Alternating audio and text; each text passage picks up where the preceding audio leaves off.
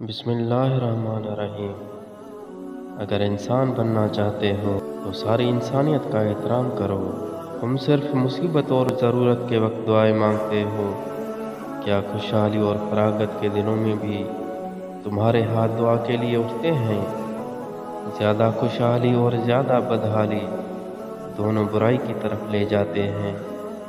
جب دل اور زبان ایک ہو کر کوئی چیز مانگتے ہیں تو اس دعا کا جواب ضرور ملتا ہے۔ چہرے پڑھا کرو، یہ وہ کچھ بتاتے ہیں جو عادات اور رویے چھپاتے ہیں۔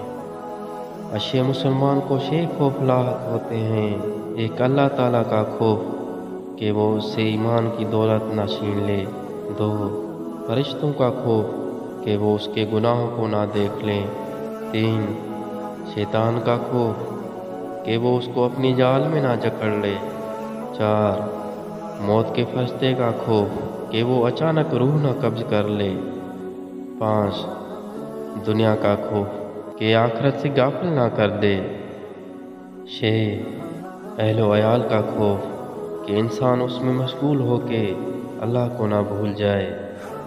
بدکاری چھوٹے کمبل کی طرح ہے، اس سے سر چھپاؤ گے تو پیر ننگے ہو جائیں گے۔ زندگی کو ایسے گزارو جیسے زندگی گزارنے کے لیے تم پیدا ہوئے ہو۔ جو شخص خواہ مخواہ اپنے آپ کو محتاج بناتا ہے وہ محتاج ہی رہتا ہے۔ اگر کوئی کام کسی کے سپرد کرنا ہے تو دانا کے سپرد کرو، اگر دانا میسر نہ ہو تو خود کرو ورنہ ترک کر دو۔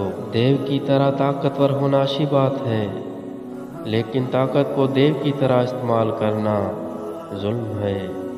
جو شخص کسی عورت سے اس کی خوبصورتی کے لیے شادی کرتا ہے وہ احمق ہے، جو پیسوں کے لیے کرتا ہے وہ لالچی ہے، اور جو کوئی اس کے حسن و سیرت کی وجہ سے کرتا ہے وہی حقیقی شوہر ہے۔